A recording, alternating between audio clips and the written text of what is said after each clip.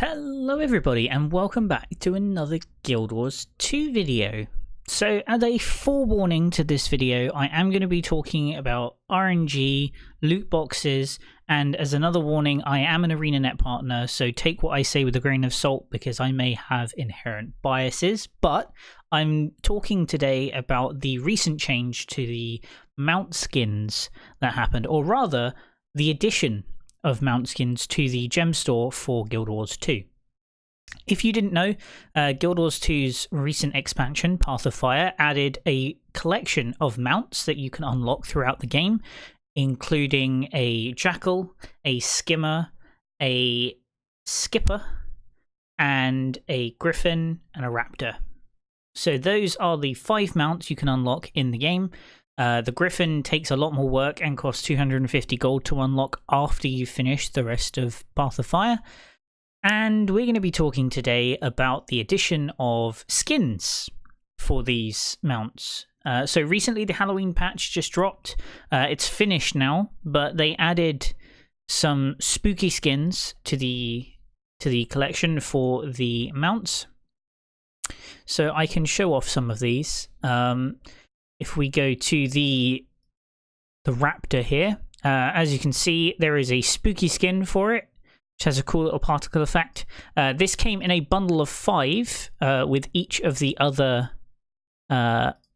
mounts. So each one had a skin, and you could buy these in a bundle for 1,600 gems, and you would get all 5. So as you can see here. So these are the skins.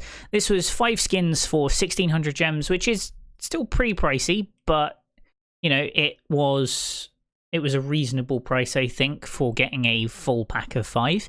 That inherently had its own problems, because if you didn't have the Griffin, for instance, you couldn't just buy the skin for the ones you had. But the problem is that in the patch last night, they added in an item on the gem store, which we can see here, known as the Mount Adoption License. And as you can read from the tooltip, it is gain a random mount skin that you do not already own from the Blackline stables. Right-click to preview the available mount skins. So I can do this from in this menu. So here is one of them. So I purchased 2 of these just so that I could see what I got initially, and then one to show off in the video now. And I got a Spike Tail skin, which looks pretty cool. You know, it's dyed because I have my color perception, so this is what it looks like normally. This is the vanilla skin, and this is the skin I got. So there is a visible change to how the mount looks. And you can see there are lots of cool skins for these mounts. As you can see, some of them have different particle effects, some don't, some have, you know, different shaped bodies and things like that, and then you've got the spooky ones. So as you can see here, we've got this one with like a chill effect, which looks pretty cool. You know, different actual characteristics. So this is the Jackalope one. You've got a flaming bunny. So the skins are really, really cool. I really like the skins. I think they look really, really good. Like, you've got some really pretty ones for all of the mounts, in fact. But the problem I have with this is that they cannot be purchased individually. You cannot purchase these skins individually. This one I'll get onto later. This is another skin that was added in the collection.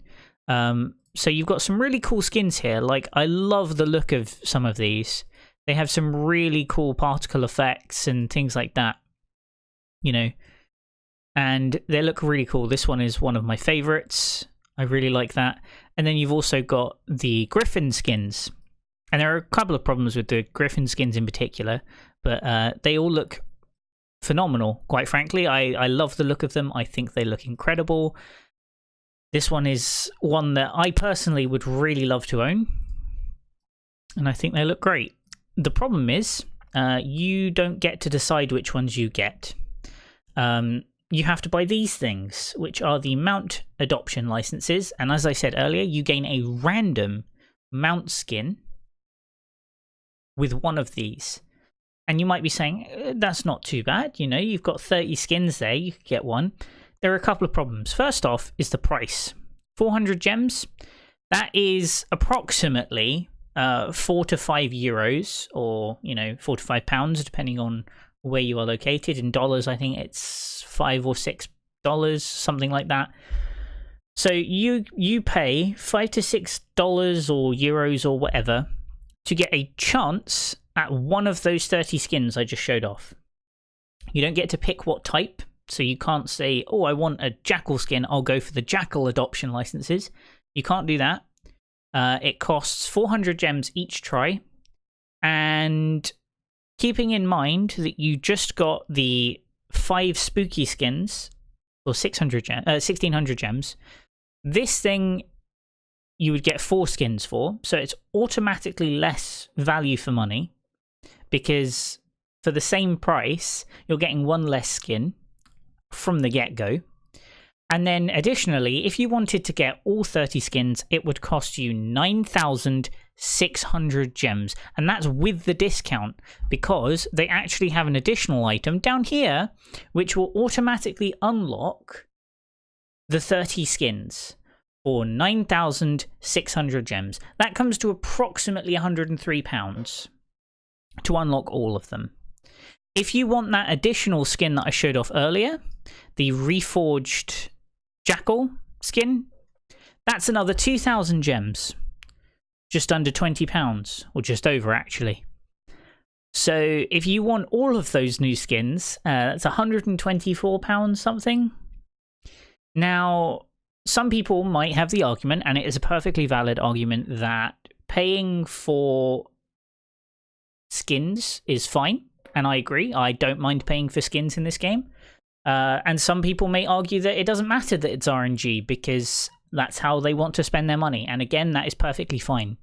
What I have a problem with is the fact that whether or not you agree with this is up to you, but some of these skins, in my personal opinion, are clearly better than others. Case in point, the Griffin skin, right? None of these skins are bad. But this one, for example, the Flaming Griffin, is going to be a lot highly sought after, more so than this skin here. That's not to say this skin is bad, but it is. The same with the Starbound skin. This is clearly going to be one of those skins that people want, right? And the problem I have is that they have designed this in a way similar to loot boxes in other games such as Overwatch and things like that. And this is designed so that people who want those skins really badly will spend more money getting them than being able to buy them directly. And this is a problem, because this doesn't just affect people with lots of money. This also affects people who don't have a lot of money but have really bad self-control. This is what gambling does to people. And yes, you can have the debate about whether loot boxes are gambling. There are plenty of reasons for and against about that. But the point is it does affect these people as well. And considering you just released a pack a week ago where you could get 5 skins guaranteed, 1 for each mount, and that was a set cost, compared to this, where you have the mount adoption license where you have to get a random one, it is, quite frankly, unacceptable, in my opinion. Now, some people may not have a problem with this. Some people might have a problem with this. It comes down to personal preference. But the thing is they knew that people were going to want these mount skins, and a lot of people were going to the gem store today thinking, yes, I'm going to buy some gem store skins for my mounts, right? I want to buy the Jackal skin. You know, I thought that the Sand Jackal was really cool with the multicolored body. But they can't. So you've got to keep buying these things until you get all the ones you want. And that's not good in my opinion. And just to show you how it looks, right? I have one in my inventory right now. And you can preview all of the skins through here, so you can see like, oh, look at this one. Oh, I might get this Storm Ridge. You know? So I use it. And you get this little window, isn't it fun? You can click Adopt Mount. And there you go, I got the Alonian Jackalope. Oh, but wait, I really wanted that Starbound Griffin. Well, too bad. I have to try again. Buy another one for 400 gems.